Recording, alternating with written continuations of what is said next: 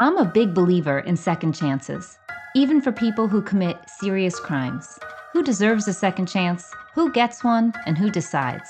I'm Jessica Henry, and I'll be your host of Just Justice.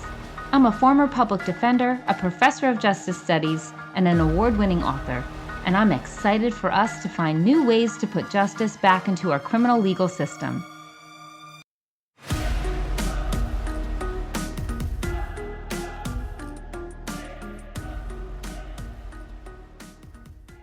Hello, and welcome to Just Justice. My name is Jessica Henry, and I'll be your host.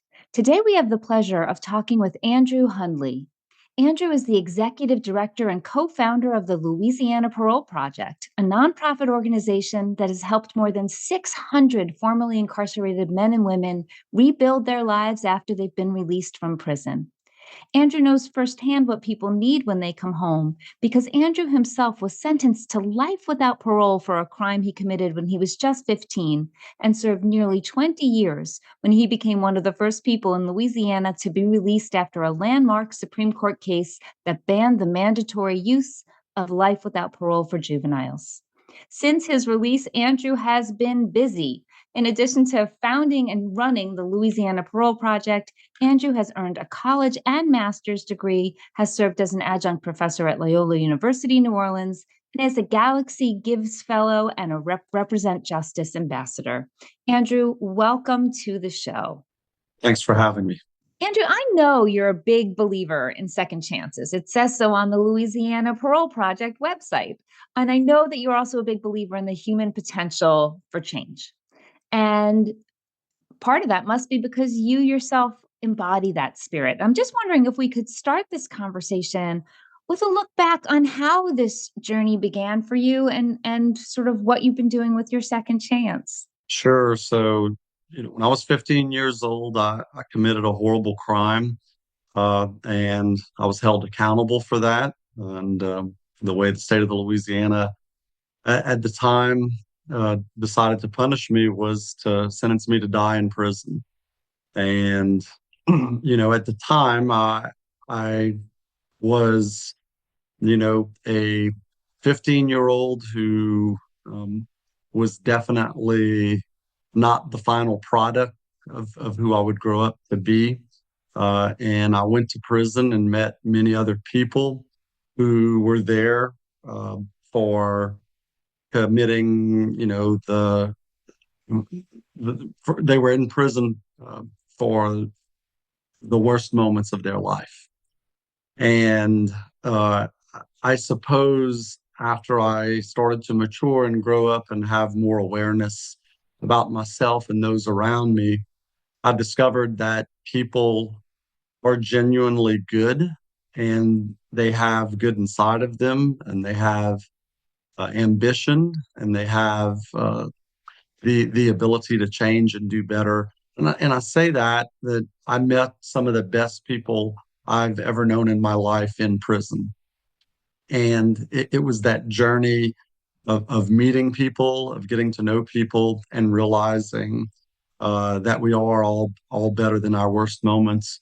That truly inspired me to understand that people do change and people do grow up, and we're always evolving. So, I certainly have many regrets, much remorse for the things that I did in life that brought me to prison. However, I have certainly not grown amnesia for that time that I spent in prison, have not forgotten the lessons that I've learned.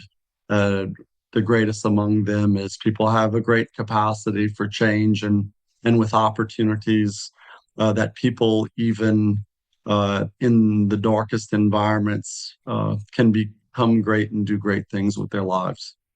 That's really powerful. And I know when you say you've met some of the best people in your life in prison, that's really not an understatement. I had a chance to kind of look through some of the work that you've done and some of the lives that you've touched. And it's an impressive group of people, notwithstanding a dark moment that perhaps has caused a lot of harm but also they've gone on to do amazing things. So I hope we can explore all of those ideas.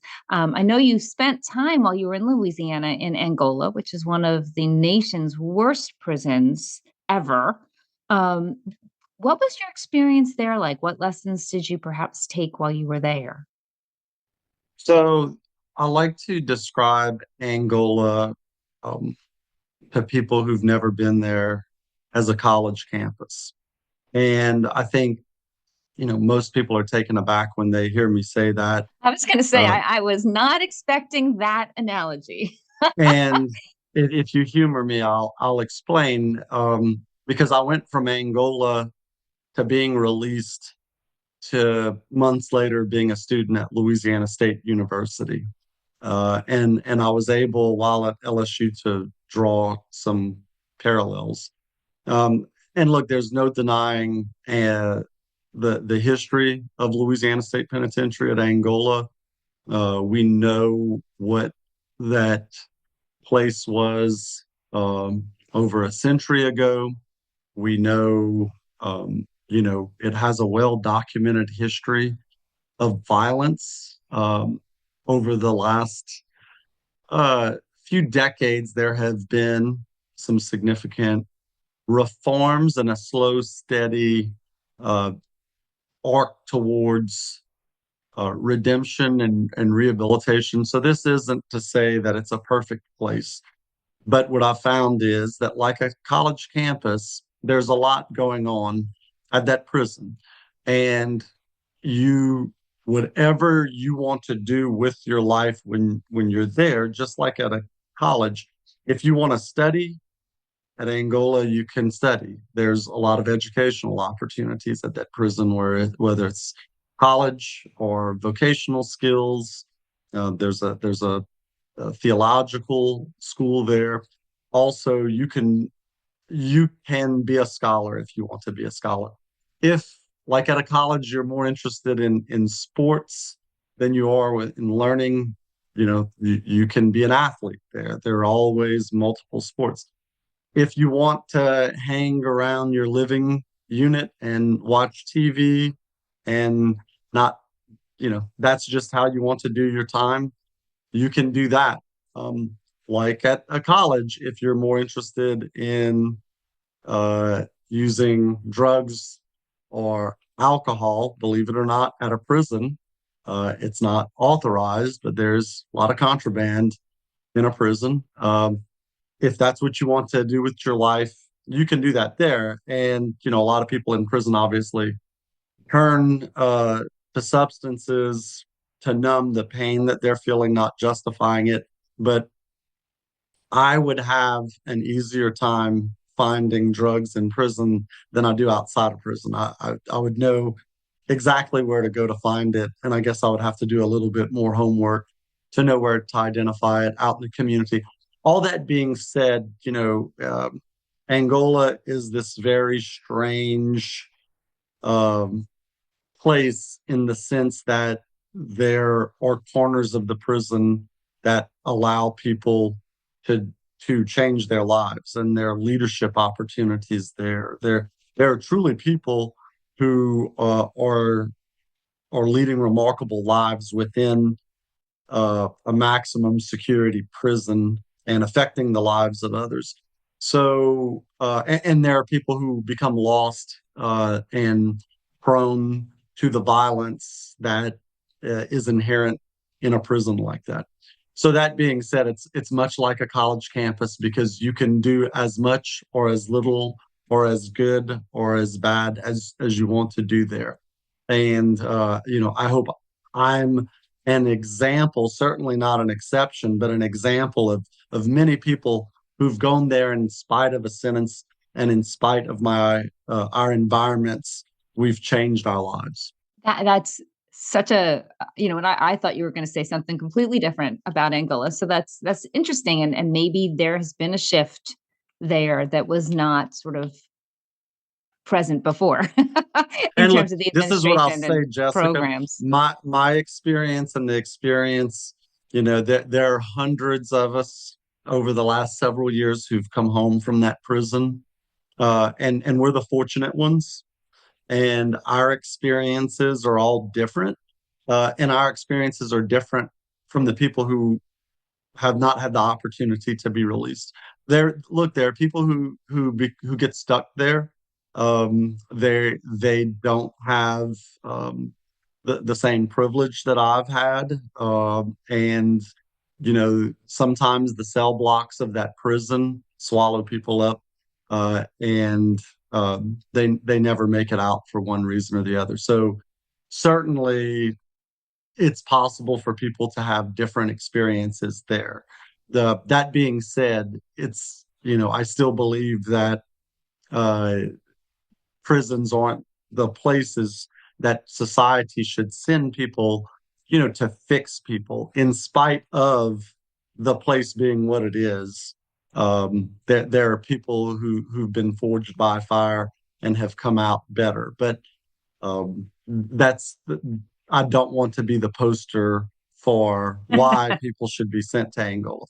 Right. That's yeah, I hear you. The forge by fire is perhaps not the best way we can go about nurturing people um, as they seek to make amends and move back to society. But so there you were. You're 15 years old. You get sent to Louisiana prison system, which in general is just notorious, I think.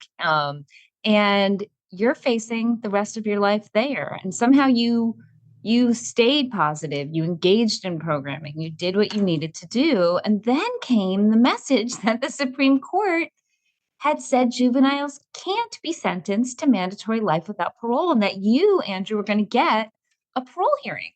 So, what happened, and when did you first learn that you were going home? So I must say that, you know, it was several years from the point where I got to prison, and then the Supreme Court rulings and the changes and the opportunity for potential freedom came about. Two things I'd like to say would sustain me. One, I was very fortunate to have a very loving family who didn't give up on me, who visited me, who communicated with me, who allowed me to be hopeful. And I was an outlier in that many people, even young people who go to prison, don't have that kind of support, and they begin to depend on support within the prison. And it's much more tougher for people in those situations. The second thing that I had going for me is that I had a group of mentors who were people who were children when they went to prison, and they were there before me. So whenever I got there, I had a group of people who had lived the same experience that I was about to go through, that were there to encourage me, that were there to at times grab me by the back of the collar, Mm. sometimes literally to say you're making bad decisions. So I, whenever the point came that hey, you are parole eligible, you're going to have a shot. I was fortunate that I had a record of rehabilitation to show. And if not for one, the support of my family, and two, the support and mentorship of other prisoners, many of those who were children when they came to prison, and were positive examples for me, I would not have been a good candidate for parole. So I was very fortunate in that whenever the Supreme Court decisions were ruled in Miller and then Montgomery, which was actually a Louisiana case, Henry Montgomery, Mhm. I was the first juvenile lifer in Louisiana to get a parole hearing, certainly not because I was the person who had done the most time. I had not, and certainly not because I had the most amazing record. My family could afford to hire an attorney, and that attorney did a good job of positioning me to be the first person to have a parole hearing. And that parole hearing happened in June of 2016. In the lead up to it, I assumed I would be denied. Look, I committed a serious crime. I caused a lot of harm. I had not served, uh, nearly amount of time. There are people who had been there 3, 4, 5 decades. And I assumed I'll be denied. then maybe I'll go up two, three, four more times. One day they're going to grant me parole. My ambition at that point was I want to be home before my parents die, because I was a child when I went to prison. And at the time of that parole hearing, I was 34 years old, but I Mm. was still dependent on my parents' support and love, because I had never moved away from home in the traditional sense, like someone going to college, someone, moving off when they're 18 years old to start their own life. Um, so I knew that, hey, it's going to be very tough for me if I'm in prison and I'm helpless and my parents pass away. But June 2016, I get that parole hearing. I present, the case to the board of my rehabilitation, why I've changed, why I should go home. And much to my surprise, they grant my parole. Wow. So you had served like 19 years at that point, right? That's correct. Which is still a really long time. But to your point, you're right. There are people that are just in. Like that is, decades and decades. So 19 years in, you were told you go home. Um, and kind of right away you hit the ground running. Can you tell me about that? Yeah, so it starts the moment that I leave prison, to be honest. I presented a plan to the parole board if I was released. I didn't allow myself to believe that I was going to be released that time. So I didn't spend a lot of time actually thinking about it. And my sister, who was a child when I went to prison, she was just graduating medical school, packing her apartment to go move for her medical residency when she got the call along with my parents that I was getting out of prison that day, that I was granted parole. And she drove to Angola prison to be there. As I walked out the front gate, she insisted that I ride in the vehicle with her as we drove away. And about halfway down that one-way road that is known as Angola Road, she asked, "Now what?" And, you know, that day after finding out, one, I had been granted parole, and two, I was going home that same day. I was touched by the grace of many incarcerated people who said, "We're so proud of you, Andrew. We're so happy for you." And all I could think about is if I was in their shoes, I would be jealous. I would be angry. I would want to know why this guy, who has not been incarcerated nearly as long as I have, why is he going home? So I I remember when my sister asked, "Now what?" I was touched, and I all I could think was, I have to do something to help people that I'm leaving behind, because these are people I had formed meaningful relationships with. They were my family.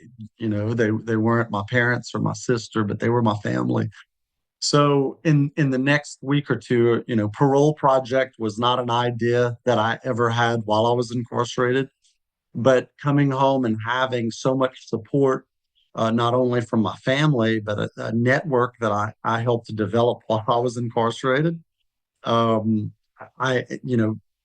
having things in place to help my transition, but also going through that transition and realizing, the world, so much had changed in the world in those 2 decades. Now that I'm an adult, there are a lot of decisions to be made on my own. And I had, a moment of clarity where I thought, how do people without the support that I have, because I'm an outlier with the level of support that I have, how will people, all these juvenile lifers who are going to come behind me, how are they going to have the support to be successful? So an abstract idea formed. Let's advocate and provide pro bono legal representation for juvenile lifers who will have these parole hearings. I'm fortunate my family could afford an attorney, but most people can't. And second, when people get out, let's just not get people out of prison, but give them an opportunity to be successful and give them the resources they need to thrive when they come home from prison and reintegrate, not just get by, but become, good citizens and good neighbors. And that's where the idea of Parole Project came up. I was also starting, college. I was also, I had a job. I had to make money. So I think initially I thought to myself, well, this is going to be a neat thing that I get off the ground and start, but it's probably not going to be a career for me. And fast forward 9 years later, and it's been an amazing career, and I can't imagine doing anything else with my life. Y- Yeah, I mean, that's so interesting that you were sort of like, huh, maybe I'll do this thing because I want to help my friends that I left behind. And here you are having started this and grown this amazing organization. But I do have a question, a technical question, which is how'd you Sure. do it? So there you are, to your point, you get out, like it's 2016. There's cell phones now, there's laptops, there's all the things you would not have seen as a 15-year-old 19 years earlier.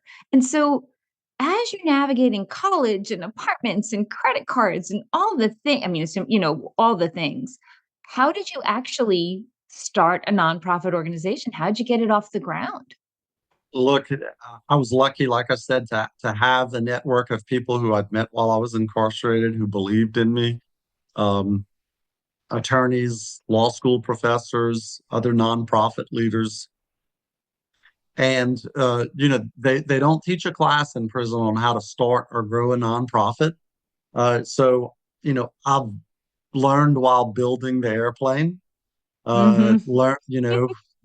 Learned how to build it and fly it.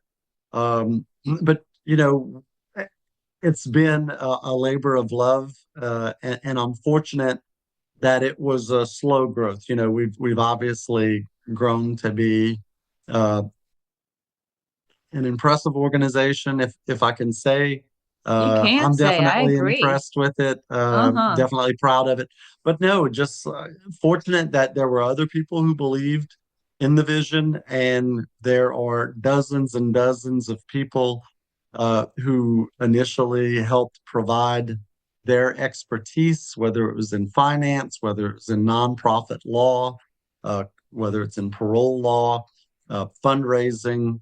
I was a sponge early on and picked up a lot of information, and still learning today, and still perfecting the model. And look, my role in the organization, I've always been the executive director, but what I spend my time on today is different than what I spent my time on 6 months after forming the organization. We've professionalized, and uh, I'm fortunate that I once again was someone who had the support of others in the community, because this is something I certainly did not do on my own, in spite of me, in spite of my ignorance of how to build a nonprofit and operate a nonprofit. We've been very successful. I must say this also. I'm 43. I'll be 44 years old this year. I was 34 years old whenever I came home from prison. The you know, when is the sweet spot for someone to come home is often something I talk to parole boards, district attorneys, judges about. And this is what I'll say, and especially for people who went to prison when they were children. Look how much I accomplished coming home as a 30-something-year-old. And I had a career, a whole life ahead of me, and I had that, passion, that and drive and stamina that a 34-year-old would have. Where maybe if I came home, 10 years later today, I would not have had the same. I would have been at a different place in my life. And I say that because so many people get their second chances when they're in their 50s or in their 60s or in their 70s. And, oftentimes I like to tell people, there's this idea, well, we have to make sure people have totally aged out of crime before they get out. And we're comfortable with older people coming out of prison. And some stakeholders aren't as comfortable with younger people coming home from prison. And what I'll tell you, there's never a time where it's too late for someone to come home from prison. We've brought people home who've served over 50 and even over 60 years in prison. And there's never a time where someone has done too much time. But I will say this, use myself as an example, and some other people who've been able to come home when they're younger, is that, I was able to be a college graduate and then earn my master's degree and build a nonprofit organization and start a family and become a homeowner. Oh, and buy a second home. And it's not in spite of coming home in my 30s. It's because of that. And I would not have had all those opportunities if I would have come home in my 40s or 50s. So I think it's important to point out that when we think about when is the sweet spot for someone to be released from prison, I think too often we are on the side of maybe a little bit more time would make society safer. And I think that my example shows that that's not the case. Yeah, and I mean, if we really want people to succeed when they come out of prison and go on to be productive and contributing members of society that aren't sort of stuck in poverty, allowing people the opportunity to develop that social capital and use it is important, right? That's correct. Yeah. And one of the things that I think I'm a huge fan of Louisiana Parole Project. I think you guys do really original and amazing work. And I say original because you don't just sort of provide reentry services in a way that just ticks off checkbox. You really have a holistic wraparound approach. And I'm wondering, if you could share with us this, why your organization is a little bit different and what kind of reentry services you provide. Sure. So, first and foremost, I learned this from the first philanthropy organization that funded us. I remember them talking to their fundees about apply your learnings. And I think we've been committed over, the last 9 years of applying our learnings. So our model, we weren't so rigid that we had an idea and we've tried to stick to that original idea for 9 years. We've applied our learnings. Our mission is the same, but whenever we learn something, we're smart enough to incorporate it. So that being said, I think our original idea was people come home, we're going to be there the first couple weeks to, you know, help them learn how to use a cell phone, how to pay for gas at a pump, help them get their driver's licenses. And, after a couple weeks of us having them in an apartment that we're renting, they're going to be ready to go home to their families. We're not going to want to feel like we're an extension of the prison. And people are going to, after a couple weeks, be ready. Okay, I'm ready to go about my way. That was the original concept. And what we've learned is that uh, while there are sometimes people who are in a rush to go on with their lives, many people, if they leave us and they have a place to go, their families were in poverty when they went to prison. Their families haven't magically escaped poverty since that time. They'd be going right back and lending to those tough times that their families are having. And then there's so many people who've outlived their families, or there's so many people who are from small communities where they're known for the worst thing that ever happened in that community. And, there's really not a second chance there. So, what we're able to do that's really effective is we give people places to stay and rebuild their lives until they're ready to move on. And people generally want, it's not like people just want a place to stay forever. People just want a place to build a foundation.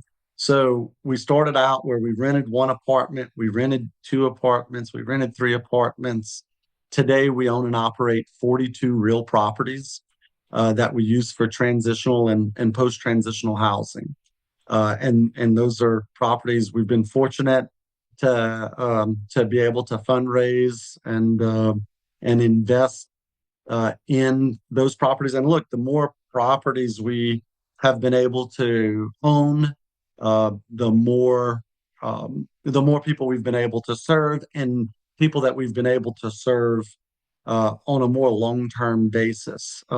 So I think when we check off, like, what are the things that Parole Project does really well, we're one of the largest, we're definitely the largest reentry housing provider in the state. I haven't compared us to exactly what other organizations are doing across the country. But we give people safe places to live when they come home from prison, and we don't have an arbitrary clock uh, ticking that they have to move out. It's based on the individual. Some people will be with us for a few months. Some people will be with us for a year or more, whatever it takes for them to rebuild their life in a safe environment where they're supported by other formerly incarcerated people, because more than half of our staff are formerly incarcerated men and women. Most of those people were former clients of Louisiana Parole Project. So they're giving back and using their experience. Hey, I've been in your shoes. I know exactly, where you've been, not just in prison, but since you've come home, let me walk on this journey with you. I should also say that a unique part of what we do is our work starts before release. We've been fortunate to have a good relationship with the Louisiana Department of Corrections. I could say when we first started, this idea of, wait a minute, y'all want to come into prisons and work with people and then help them get out. There was generally an idea felons should not associate with other felons because, bad things happen when felons associate. The truth is, when good people associate with other good people, there are good outcomes. We're positive role models for our peers, and our peers, appreciate having someone to help them and to help them prepare for release. So we work with people before their release. We go in to visit them. We go in to prepare them. If they have a parole hearing, we help them prepare for what to expect when they come home. And the day they're released from prison, we don't say, go have a good time for the weekend, or hey, call us when you're in trouble. Like, the work starts the moment they walk out of prison. We're there to get them. If they have family to visit them, we encourage an environment where people, are communicating with their family or visiting their family. But we get them to, focus in first of all on building your foundation. Many people come home from prison and they feel like, I need to hurry up and start contributing to my family because my family needs me. And we teach our clients that um, you can't help anyone else until you help yourself. So let's build you up so that you can be the contributor to your family and your community that you want to be. But look, so many services. We have, a social work team.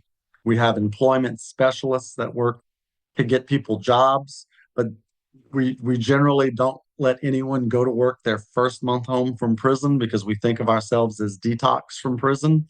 And we want you in that first month to have programming, to have space, to have medical appointments, to go to driving school, to learn technology, to learn a lot of things before you're, thrown into the rat race of employment and having to pay bills. Um, so when we help people get jobs while they're living with us, help them save money, help them start to plan for their goals. And then, our mentorship continues even after they move out of one of our transitional houses into their own apartment. We've even proud to say we've had clients who've become homeowners themselves, and the mentorship continues. And then those clients who've been home, for a year or more that are really doing well, then become mentors for new clients coming home. I think the most important thing that we've done as an organization, though, is we've built a community. And that's something we didn't envision when the organization started. We have a community of, you mentioned it, over 600 men and women who've come home. Most of those people have been extremely successful and they support one another. If someone's vehicle breaks down, they're there to give someone a ride to work. If someone's having sobriety issues, it's not going to be a parole officer who addresses it first. It's going to be one of your peers who steps in whenever someone's family member passes away, or your family's having a tough time. We band together to we go to funerals. We do fundraisers for people who are struggling. We look out for one another in the way any tight-knit community would do. And I think, you know, we truly show and embody that people are greater than their worst mistakes, and that people have a great capacity for change. But most of all, they just the people that we serve, our clients who've come home, are wonderful people who have so much more to offer our societies in the community than they do in prisons. I'm kind of blown away. I'm just going to say that I did not realize, going back to the start of what you just said, that you had that many housing units. You said 40. So all of the services that you provide, do you think housing is the biggest obstacle when folks get out? So housing, look, we generally our like three keys to success, and there are multiple keys to success, but safe housing, stable employment, and social bonds. You know, the third thing is we there are a lot of people who come home from prison that feel like they they want to be shut-ins. I just don't want to bother anyone. I have this scarlet A on my chest that says I'm a felon and I spent a lot of time in prison. I don't want to bother anyone. I'll just stay to myself. And we don't want that, because when people are to themselves, when they're on the margins, that's when they struggle. We want people to be volunteers in their community. We want people to be leaders in their community. We want them to be known, and we really want them to have those strong social bonds. But we firmly believe that nothing's possible unless you have a safe place to stay. We don't want people to be, you know, feeling like they have to bounce from house to house, couch to couch, just to have a place to sleep at night. So that's why we don't have an arbitrary clock on, you know, there's some programs that have like time periods, and that may work for them. For us, our idea is, you know, people are naturally ambitious. Someone's not just going to want to stay in a transitional house just because they can. But let's not make them feel pushed, but make them feel like, hey, you have a safe place to live. There's no rush. Get yourself together, save your money, and work towards your goals and learn skills and make sure you're prepared before you go out to try to get your own place. And, you know, responsibility, you know, suddenly starts to come fast whenever there, you know, you have your own bills to pay. But housing is such an important, you know, part, just not just for formerly incarcerated people, but, you know, how do we expect, you know, anyone in our community to be successful if they have housing insecurity? So it's a place we've really leaned in strong in. You know, fewer than three, I'll say this about recidivism, fewer than 3% of the people that have come home through our program have returned to prison. No one who has lived with us for longer than 1 month has ever returned to prison. Wait. I'm sorry. I'm interrupting you. Can you say Sure. that again? What did you just say? So no one who has ever lived in one of our properties for longer than 1 month has ever returned to prison. So the handful of people who have returned to prison, you know, are individuals who, you know, there was a pull for them to leave our house, or, you know, maybe, you know, because they violated a rule within our house, they had to leave early. Um, Usually it's around people being in a rush, people who took their time and said, hey, I'm going to take advantage of this program. And it's just simply what, you know, usually people who are with us for at least several months before they go on. But if no one who has been in our program, in our housing program, longer than 1 month has ever returned to prison.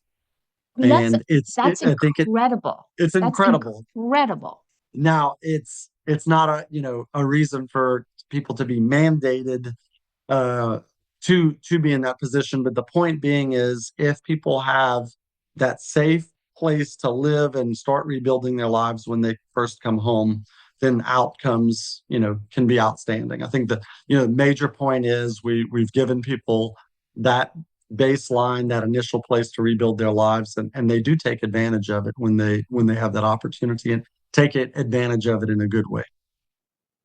That's amazing. That's amazing. I mean, amazing. Now, are you Are you a program that parole does send people to? Like, are you sort of an officially mandated program or No, no, we're not. So with the parole board, for example, is not going to send someone to us that we don't show up at a parole hearing advocating on their behalf. So we have total, control of our program. It's a volunteer program. Both, we voluntarily take you on as a client. You voluntarily, ask us to be a client. So, for us, no, we're not a state sanctioned program, although we get some support from the Louisiana Department of Corrections and we're viewed as a partner.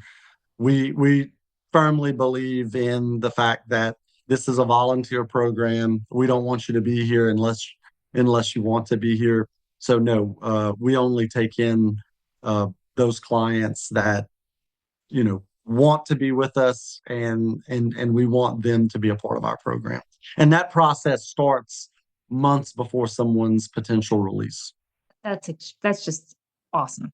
And I'm wondering, speaking of awesome, can you possibly, just to maybe put a name and a face on this, could you possibly share sort of a success story with our listeners?